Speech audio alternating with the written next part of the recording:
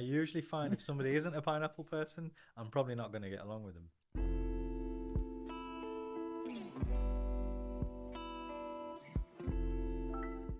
Tea or coffee?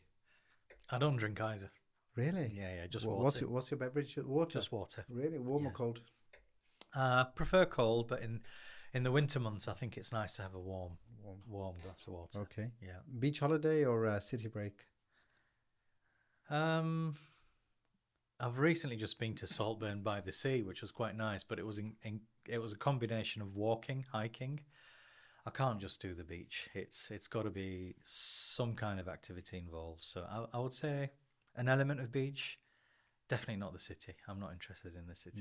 No. We have enough of that around us. I think so, yeah. Yeah. Cats or dogs? I think cats are a little bit slimy. They're just a little bit sneaky. Sneaky. Yeah, they're just sneaky. Whereas dogs, I think dogs can do a lot for the world, whether it's helping a blind person or sniffing out drugs at the airport to prevent them coming into the country, and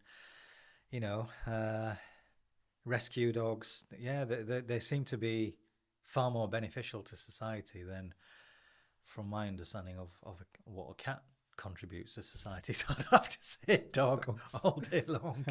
Yeah, Interesting perspective. Yeah. Netflix binge watch or a board game? I don't have a TV, so I've not owned a TV for over 20 years. Wow. Yeah, so I live a very simple lifestyle. My home literally is a sanctuary, and I don't enjoy the idea of having something just spewing out information left, right, and centre in the background of the home. So yeah, neither. Yeah. How interesting. Yeah. Pineapple on your pizza? Definite, 100%.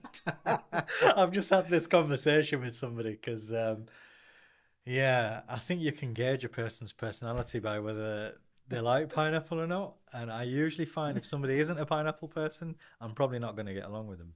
Really? Yeah. Is that strong? It is, yeah. And I think the other thing is, I met an Italian person and I asked the same question to this lady, and I said, can you just give me the lowdown on how Italians view pineapple on pizza? And her face just literally changed. She looked like she was going to kill me, and she says, we have a saying in Italy, and the saying is that every time somebody in the world puts pineapple on their pizza, an Italian person dies. And that's how strong she felt about. No way. I'm going to have to, Sylvia, if you're watching this, is that true?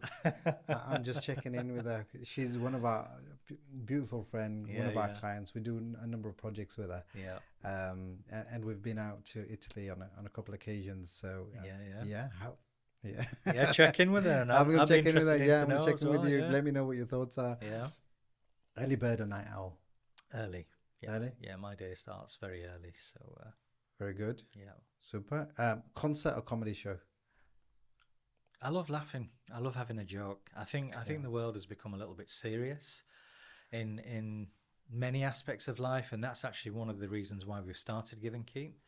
Because our central character, Sam, which is an acronym for Smiling at Millions, he's got a very cheeky and a mischievous personality, like a child.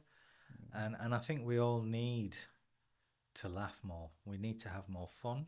And I usually find the people who are the most depressed in the world, the people who carry the burdens, are usually the ones who don't know how to laugh or make light of a situation. They usually tend to be the more serious personalities. And one of the things I find is once they've learnt the art of being light and being a little bit more jovial, to all circumstances. I mean, I completely understand that not all situations are easy to be light about, but the vast majority of people who can make light of something heavy, they tend to be a lot better at getting through life's challenges, from what I've observed anyway. Yeah. On the proviso, you give me the permission that you're not going to get triggered by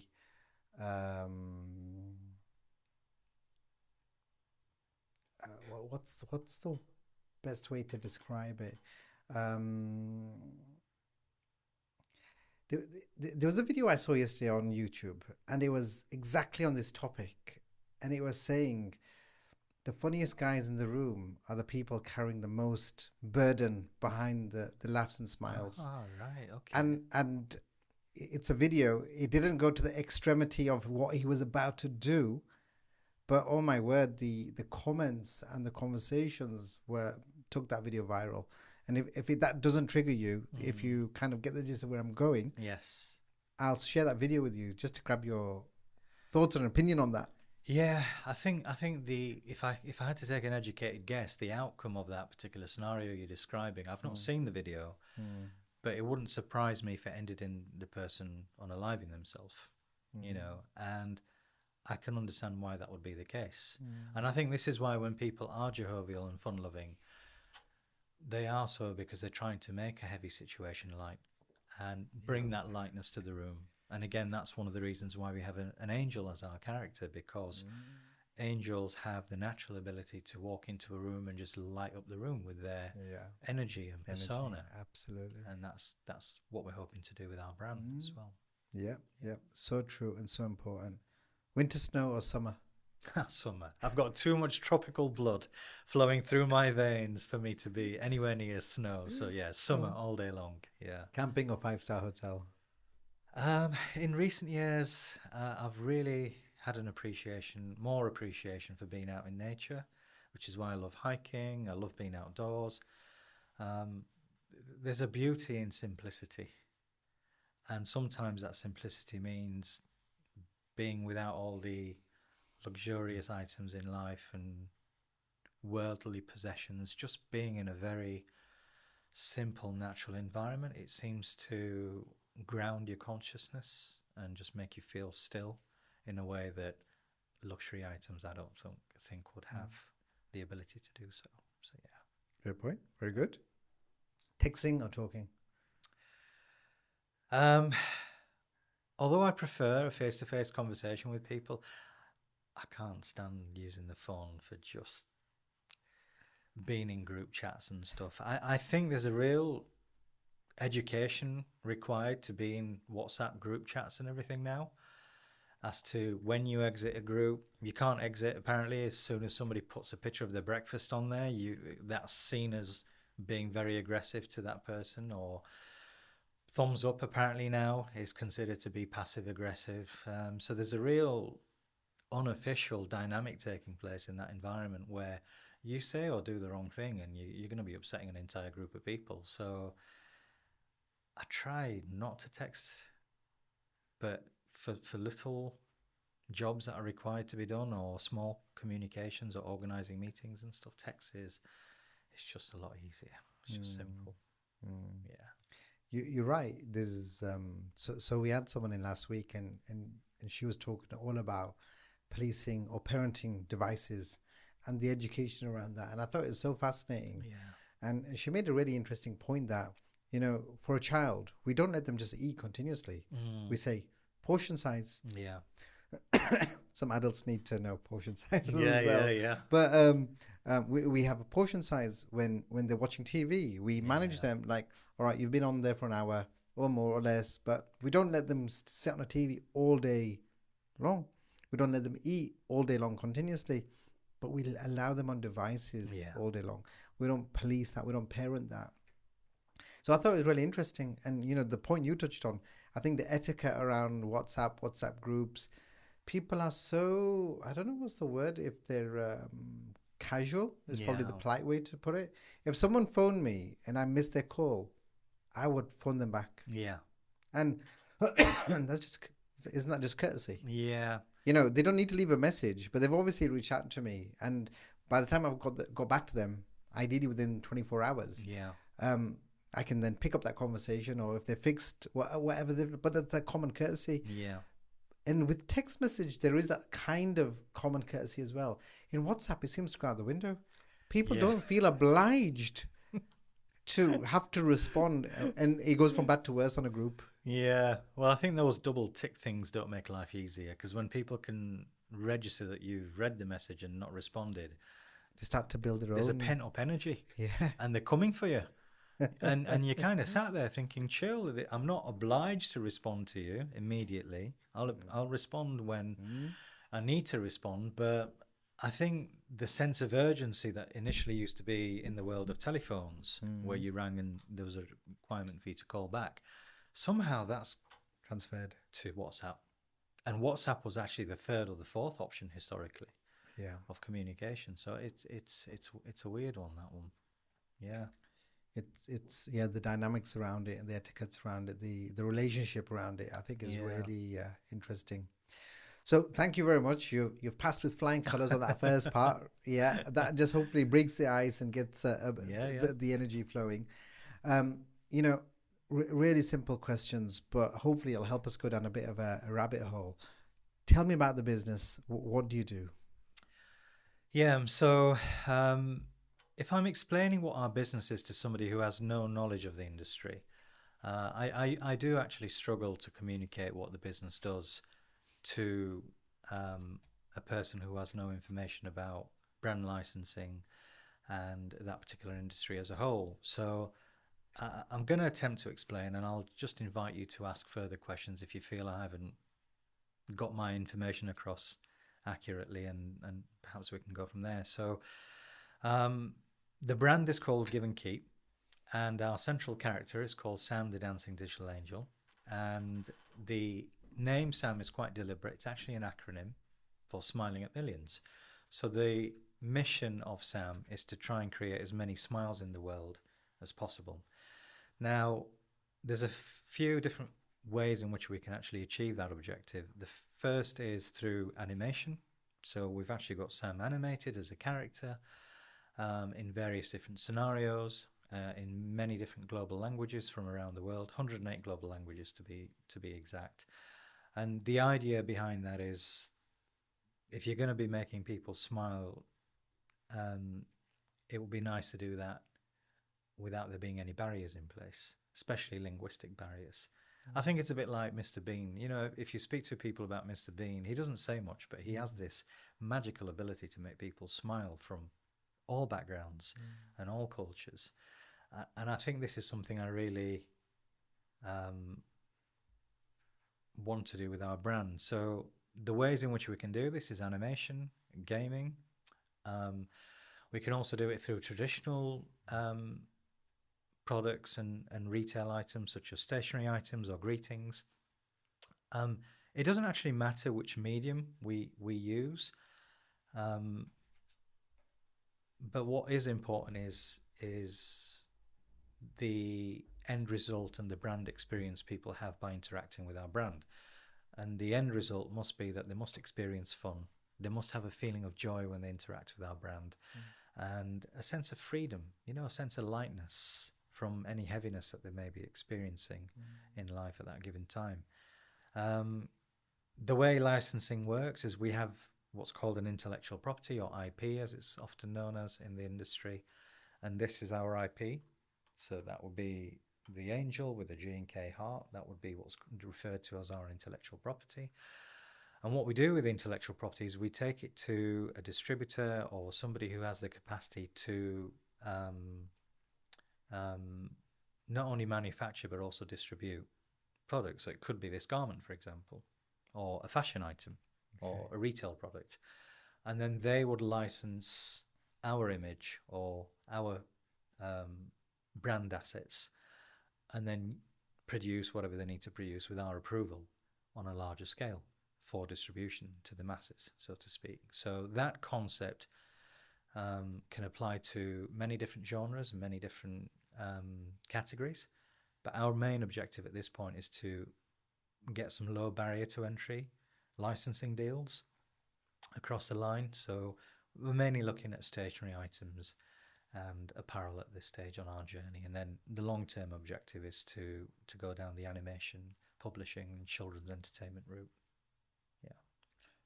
So why would they want to license your image, your artwork, your IP? What's the desire?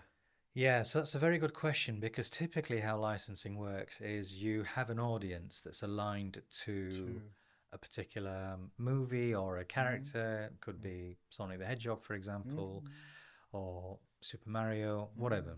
And then it's a case of actually taking those assets to a company and saying, look, we've got this big following. Would you like to collaborate with us on this project with a view to marketing to this audience that you already have? We're actually doing it the other way around. We're coming from the back to the front, in the sense that we've got a character. We know the impact and our branding has on people. It just makes them beam with a smile, absolutely lights them up.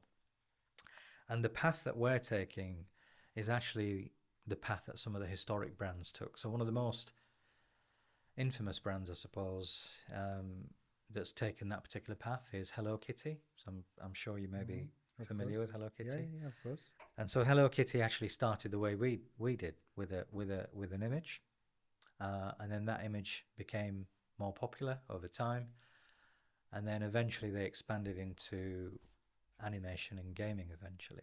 So that particular business model has been proven historically, and I think it can be done again, and that's kind of what we're attempting to do. So yeah, it is a bit of a Hail Mary. We are asking some of the people out there who may potentially want to collaborate with us to take a chance. I'm fully aware of that, but it's not based on anything blind. It's based on actual evidence and actual interactions with people, and people purchasing Give and Keep products. So we've done the experimentation. We know that people are happy to part with their hard-earned money to align themselves with Sam the Dancing Digital Angel. And we've even got adults buying these products, which I never expected to be the case when we started this journey. We thought it was just going to be teens and tweens and that particular age group. But we've got adults who love the idea of walking around with this giant motif of Sam on their chest, and they tell me that they would have never have historically thought of wearing such items. So there's something there. I haven't got all the answers, I'll be very honest with you, and there is something strange about this journey for me personally. It doesn't actually feel like it's coming from me wholeheartedly. I kind of feel like I'm channeling aspects of it, to be honest with you, and I'm kind of being asked to figure out elements of the puzzle, and it's a very, very strange feeling to walk a path where you don't know all the answers and where it could lead you to. So yeah, I'm figuring out the puzzle as well. But as you walk the path. Yeah, as I walk the path. Absolutely. Yeah. And so this is your business. Are you 100% ownership of this Yes. business, or there's nobody else involved with this? It's 100% myself. Yeah. Okay. Yeah. Very good. All right. Fantastic. And so the people that get it. The people that don't get it, there's a piece of education there. Is that your biggest challenge, or is that once you get past that, then it's a walk in the park? Nah. But what's the biggest challenge? I've realized that, they say you've got to find your tribe to vibe with. Of course. And what's driving this brand is actually the emotion of love and joy. And the people who get it, they instantly say, oh, my daughter would love this, my niece or my nephew, and what it taught me is that people are aligning this brand to people that they love. And so the people that get it, they instantly get it.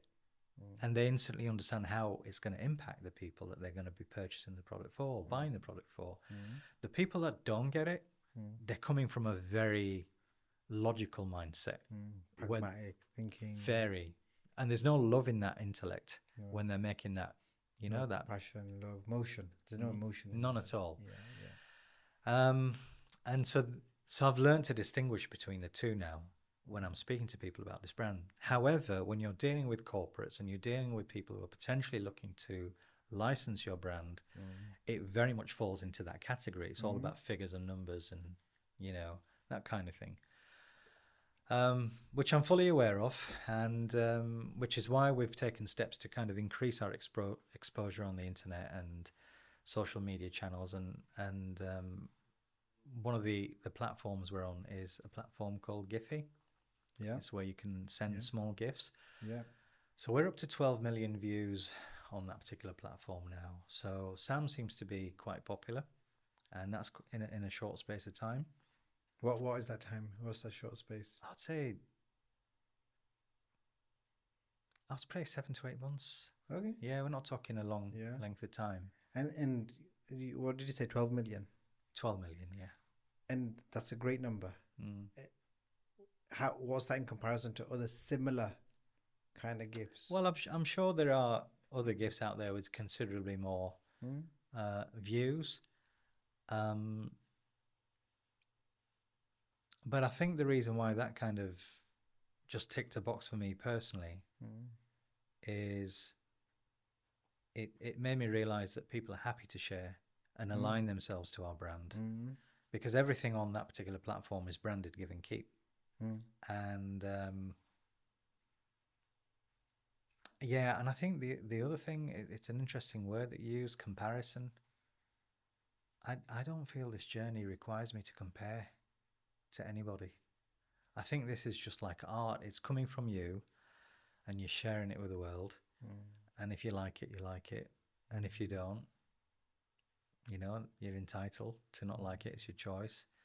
But I don't like this word comparison. I don't actually feel I'm comparing our brand to anybody on this journey. I mean, I've referenced a few examples, of course, like Hello Kitty, but more so for inspiration as opposed to comparison. Or business models or route to markets, things like that. Yeah. And it's interesting. I ask from a point of view is because it sometimes, not all the time, it helps to gauge, does the market get it? Yeah. You know, like, so say if the numbers were contrasting, meaning you're at 12 million, everybody else is at 1 million, it's an outlier. Yeah. It's head and shoulders above the others. If it's the other way around, we're at 12 million, everyone's at 120 million. Then they don't get it. And we can very quickly derive that there's more work to be done here. Yes. It is. So I also agree. I'm not a strong believer of comparisons. Everyone and everything is unique. But what can we learn from the market? What can we learn from people's interactions and engagements? Is the more searching question I like to always try to explore. And I think the way I've tested that particular question or line of questioning that you've just presented is by putting a give and keep item in an environment that's completely detached from myself. So there's no way for a person to track that back to myself, because sometimes people can be biased with their opinions and, you know, their feedback that they give you just because they're scared of what you might think or at a relationship aspect or whatever. Absolutely. So I think the experiments that we've done where there isn't anybody in the vicinity of a person looking at a give and keep item, they've been the truest ones, because literally people will pick them up and they'll beam with a smile and they'll think of their granddaughter or their daughter or whatever, and they want to purchase that item, you know. And so to me, I think that's one of the purest tests you can do, just to be reassured that there's no influence in their decision making process. Neutral. Absolutely. Yeah. So right now it's online. You can get it via Giphy. I can see the sweatshirt. Are you selling hoodies, t-shirts, and? Yeah, I think I've taken a step back from selling online. Okay. Because this whole licensing route requires a lot of effort, a lot of promotion, a lot of marketing, and so I've kind of put a bit of a hold on the e-commerce side of things just for now. And the focus is very much in getting in front of the professionals and the industry specialists who have the capacity to take this to the market. And a big part of that is how you position yourself, how you market yourself, how you come across. And there's an unofficial language that corporates speak, which I've had to learn in the last couple of months in the run-up to this event that I'll be attending in London. And I find that if you want to inspire somebody, you've got to speak to them in their language. Otherwise, Makes sense. It goes over the head. Yeah, absolutely. Yep. And so I've had to learn that unofficial language, so to speak. And so now what we've done is we've separated our e-commerce website, and we've got a global URL for Give and Keep, which is giveandkeep.com. And everything on that website is literally positioned for the brand licensing market It's for all the professionals who work in the industry. And it showcases all the different possibilities with our brand, and plenty of visuals on there, because the lesson I've learned the hard way is you can give it all this, but people won't get it until they see it. And I suppose a big part of what you do here is all about visuals. And so I've really learned the value of visuals and the value of having quality visuals. And I've invested a lot of time and energy into putting all them together so people can just see the visual and say, yeah, I understand, I get it. So, yeah. So, your the London event, or your key target market, I've got some thoughts straight away, but who do you think that, who do you feel needs to see this, and what does success look like for you? Well, for me, success is initially just getting one or two deals across the table. And what does a deal look like? A deal could be something as simple as a stationery item, a notebook, or it could be something as simple as even a deal with a greetings card company, for example, you know. And the reason why I'm keeping the bar low for the initial deals is because I want to be more familiar with the processes before we get onto the larger deals. So, you know, when somebody opens a restaurant for the first few weeks, they say don't launch until for the first 4 weeks you find out all the kinks in the system. Absolutely. Yeah. So I kind of want to go through that process, just like I'm doing on this podcast today. You know, there's a likelihood that I'm probably going to be interviewed more often in the future, but I'd like to be able to go through the processes with minimal pressure, give me the maximum amount of time to be able to be as educated as possible on those processes. Sure. And then moving forward, when we start to do some of the larger deals, which can include apparel or animation or publishing and that kind of thing, we'll have a bit of a background and a bit of a knowledge base on how to approach these deals. So that's the mindset behind the approach we're taking. And just out of interest, is this like just a bit of a dream, or have you got a background in this space? Where's this been born from? Exactly. You got a clue. It just keeps dropping into my head. It's such a strange one, because I've actually tried to let go of this a few times. Okay. Really let go of it. Okay. You know, to the extent where we even let go of our URL, giveandkeep.com, which is our global URL. Okay, and it cycled back to you. Well, it was actually a Chinese gambling company that actually acquired our URL. I don't know why they wanted giveandkeep.com. But when that URL then... You give them their money and then they keep it yeah. for them. Maybe I should start a casino. Yeah, good one. So I kind of after initially trying to get this venture off the ground, must have been about 15 years ago, with the concept, the whole digital concept, i.e. scanning a QR code and Sam coming to life and providing an animated experience. So I came to peace after really trying my best to get it off the ground that maybe it's not for me. You know, I tried and we did it, you know. But this thing just haunts me. It's like even our brand car, which is an Austin Mini. I've tried to give that thing away to family and it comes back to me. It always seems to end up coming back to me, you know. So I don't know how to explain this, you know, this, I know you use the word dream. For me, it's not even a dream because I'm not attached to it. I'm quite happy to live a very simple life, very, very simple, and hassle-free. Because I know when this thing takes off, it's probably going to demand a lot of time and energy and appearances and this and that and shows and all that kind of thing. And those things don't come natural to me, not at all. You know, I'd rather be unknown. I'd rather be just peaceful. I'd rather just be. I often say to people, if I could live in a cave with some books and a bit of heating and some, you know, okay food, it doesn't have to be extravagant. You know, I'm okay with that. So it's an interesting question. I really don't have an honest answer for that apart from just what I've just shared. And I think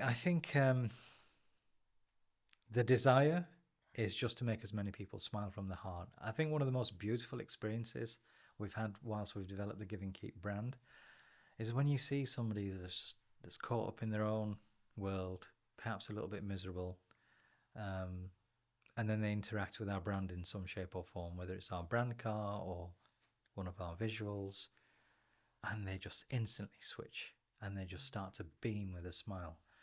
To me, that's priceless. To create that reaction in another human being with your art, with your work, with your creativity, I think that's a gift. And I think that's the only thing that keeps me going on this path. The only thing. With the number of knockbacks we've had and rejections and doors closed, to me, that's the only thing that keeps me going. That particular reaction. Yeah. I've got a few thoughts I'd like to share with you. Go for it. Yeah. And you might have already thought of them. There might be old news. There might be, that's not a bad idea. And I hear what you're saying with regards to you want to, the bar's low at the moment because you want to go through the process. I'm sure you know, with regards to the market, the film world is huge. Yeah. With regards to the market share, the value of the market. But even bigger than the film world is the gaming world. Yes. And it sounds very fitting to partner up with the right gaming company, the right outfit that understands the ethos, the vision, the personality, and the emotions that it carries, the Give and Keep carries, to say, all right, let's bring that to life and make that into a character. Yeah. And you do some kind of, deal where, they've got the character, they bring it to life, it goes to market, and there's a deal to be done there. Yeah. And it's just getting in front of the right outfit that is into the games world. Yeah. Well, it's interesting you say that because we've actually gamified Sam. We've actually got him in a gaming concept. Awesome. And the whole mindset behind that is that we know there's a lot of violence in the gaming world. Absolutely. A lot of negativity as well. Absolutely. And we want Sam to be a force for good in the gaming world. And we also want Sam to be a force of being virtuous and, learning lessons the old-fashioned way, the morals and the values and the old-fashioned stories that we kind of grew up with, but in a modern gaming concept. Yeah. So we formulated a game. We've been approached by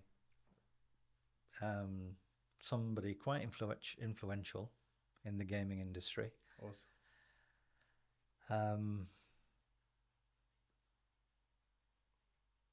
I think it comes down to what you and I were talking about before this cast began. It's about energy and who you want to align with and the people that you want to work with. It's got to feel right. Absolutely. And I think this whole journey is a bit like going shopping for a new pair of trainers or a new garment. Now, you don't exactly know what the item's going to be when you set off and you go to the shop. You don't even know what it looks like. And you'll reject so many things, and you'll reject it on the basis that it doesn't feel right to you. But then you'll see the one thing that aligns with you perfectly, and you'll say, yeah, that's for me. Well, how do you know that's for you? There's nothing scientific that actually helps you understand why you choose that item. I mean, you could argue that there is a pattern with everything you've purchased in the past, and that's what it's led you to that particular item. But sometimes it can be just something way off the chart. And I think it's a lot like that with your relationships and your business partnerships and the people that you choose to work with. Sometimes you think, no, this doesn't feel right. But then you'll get the one and you'll think, yeah, this is right for me. This feels good for both of us, for both partners. Yeah, it's a win-win. Yeah. And I know that sounds a little bit hippie-ish. I know business is always about strategy and numbers and figures and facts, but that's kind of where I am at with this journey. And I disagree. I don't think it sounds hippie-ish. I think values are really important, and that emotional energy. Yeah, the numbers have to stack up, and you should do all that due diligence. I put that into due diligence, and I would say if the energy is not right in the room, then that's fine. You do a handshake and. Yeah, I think the other thing that gives me confidence about approaching this event in London is we have had approaches from some pretty prominent people who have reached out, but for whatever reason, we've just not felt that it's not aligned. Yeah, it's not aligned.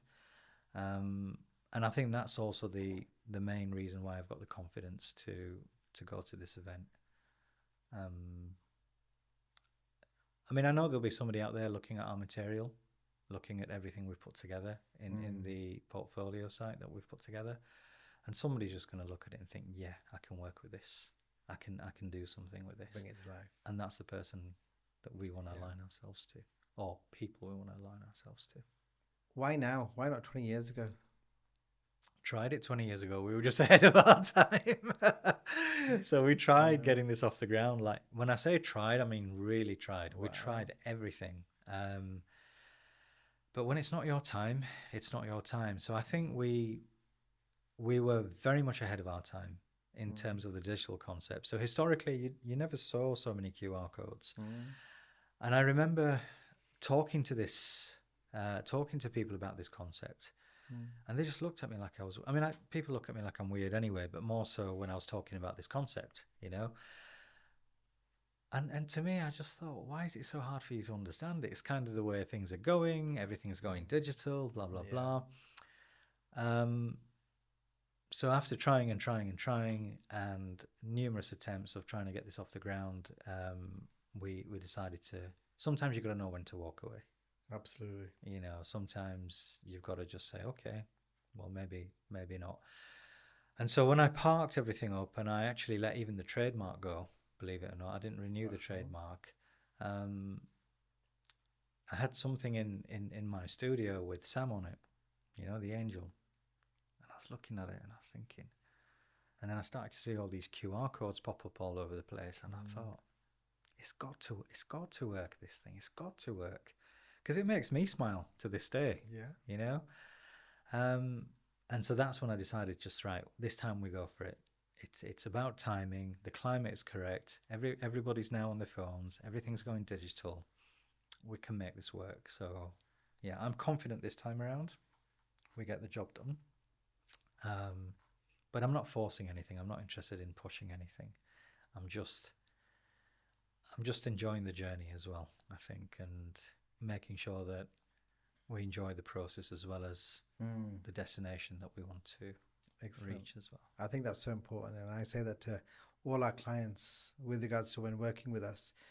We'll definitely get the end result. And what I hear from our clients about working with other outfits sometimes is the end result was great, but getting to that end result was painful. Yeah. And I believe in the process being just as smooth as the end result. So I welcome the glowing feedback you gave me right at the beginning with regards to, the automation and the messages, the follow-up and everything, because I think that is so important. It just sets the tone that, builds confidence in the people that you're working with. It was brilliant. Very smooth. Yeah, might have to change your name to Vaseline or something, I think, after this podcast. It was I don't know, that could have some terrible negative connotations. Yeah, I suppose it can. I didn't think that one through. You might want to cut that bit out of the interview. I'm a strong believer of giving back. What would you do? What would you advise young people? Knowing where you are, knowing what you do, you're very centered around. There's a spiritual pull and a calmness in you that you recognize. And even though the business has, I can also see the excitement. I can feel the excitement that the business has, but you're grounded by that calmness. What would you advise, new young people coming into business, into the world? What would be your advice to them? Yeah, I would say don't make the business your be all and end all. I would say learn to have an aspect of your life where you're doing something which doesn't involve money or any kind of material possessions.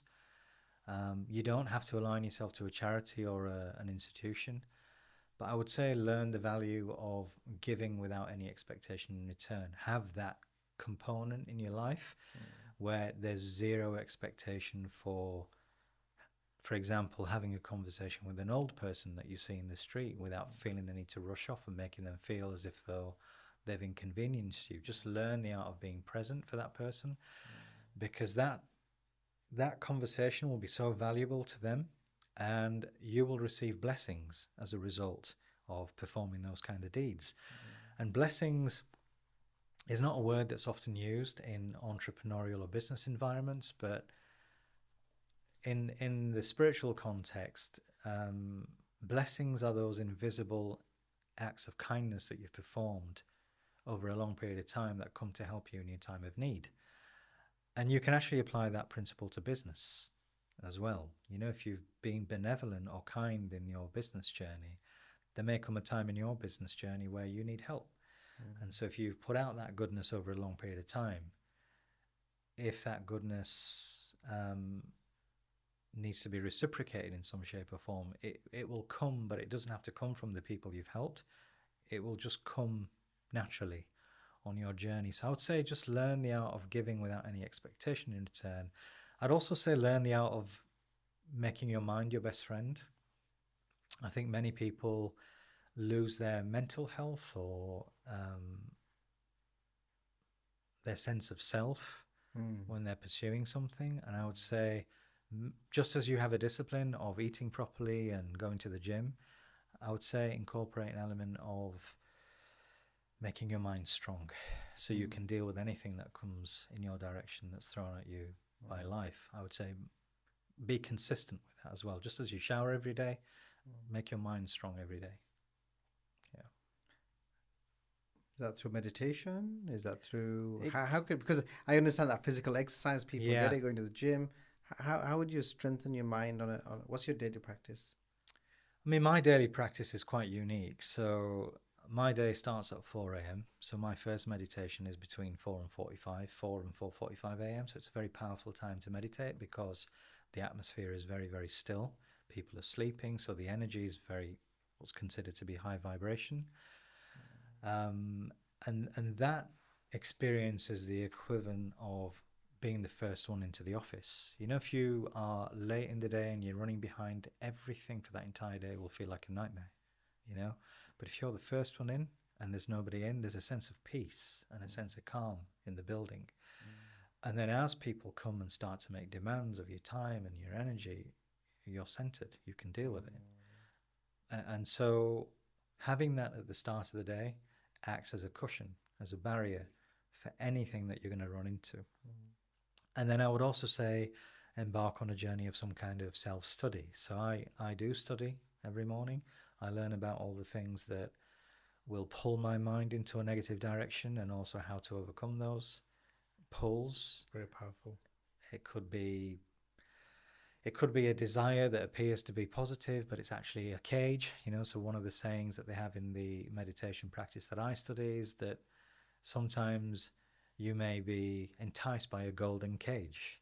It looks very beautiful, it looks very enticing, but it's still a cage. Yeah. You're going to be trapped within that thing. So sometimes when we have goals or desires in business, we've got to be mindful of whether it's a golden cage or not. And I think the other thing is just look after your health. And also just take a bit of time out consistently to just spend time with your family, your parents or whatever, just simple things. But in today's world, when everybody's rushing around and busy, and these simple things are so valuable to those people. And I think just having that component to your life, just keep your head level. Yeah. Balanced. Yeah. Balanced and focused. Well, thank you. Thank you for sharing your thoughts. Yeah, thank you.